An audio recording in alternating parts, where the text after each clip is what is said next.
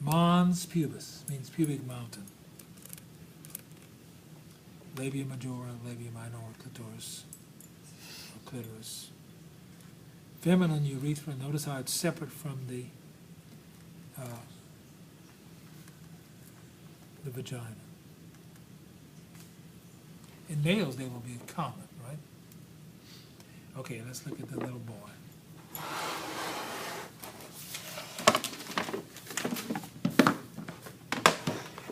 Now, whereas the gal is always changing physiologically, she's extremely physiologically complex.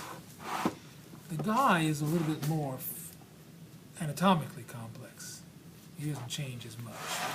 You probably know all that. All right, so let's, again, we have the common iliac artery, external iliac artery, internal iliac artery,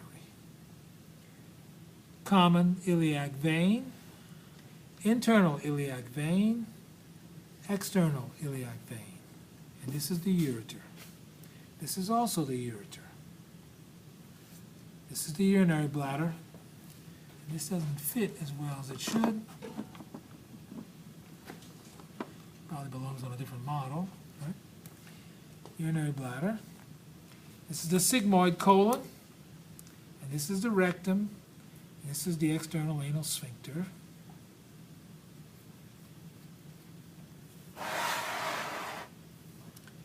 This is the scrotum. The scrotum is formed from the same tissue that forms the labia majora. In fact, the labia majora are sewn together by a biological seam that's called the perineal raphe. You can see it right here. It's a seam. And let's see, where's the guy? There he is. Oh, look, instead of a seam, they've got this. It's not really obvious. Okay, so that's the perineal raphe right here. In children and old men, this tends to get infected and damaged.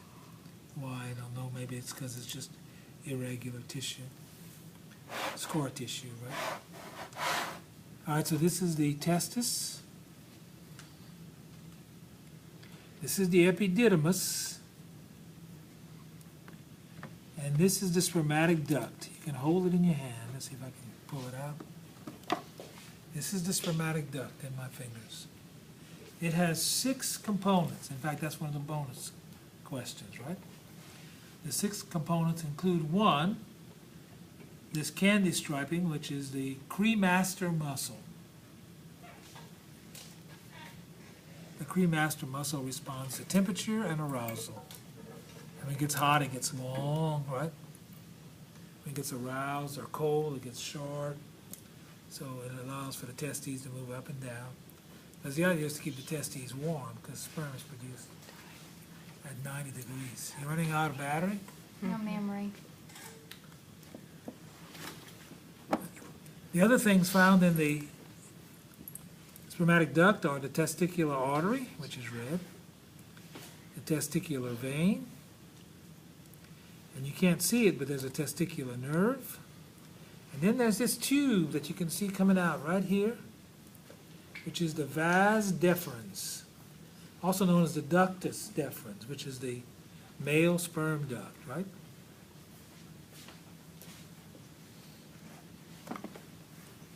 This is the seminal vesicle, just like we saw in the rat. And this is the prostate. Remember, this is the ureter. And this is the sperm duct, the vas deferens. If you flip him over, let's see. You have to almost take him apart, I guess. Don't want to do that too much yet. See some of it. Well, you can see the internal anal sphincter, external anal sphincter, prostate, which we'll see right here, prostate. This little gland right here is the bulbourethral gland. You can see it right here, also known as the Cowper's gland.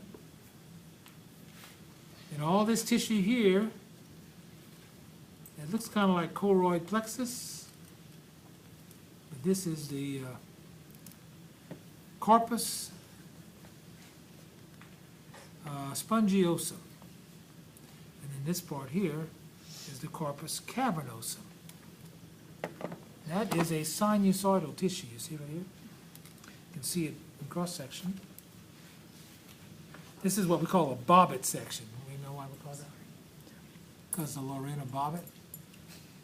She sliced off her husband's penis, right? So this is the corpus cavernosum. And what goes around the urethra, because this is the urethra, is the corpus spongiosum. In here we can see the urethra also, but here it's called the prostatic urethra. This is the prostate all around it.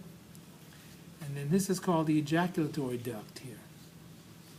And of course that extends from the, if you follow it closely, that's the vas deferens that turns into the ejaculatory duct, and then it dumps into the prostatic urethra. So if you were tracing sperm, you'd go from the testis to the epididymis, to the vas deferens, to the ejaculatory duct, to the prostatic urethra, to the urethra.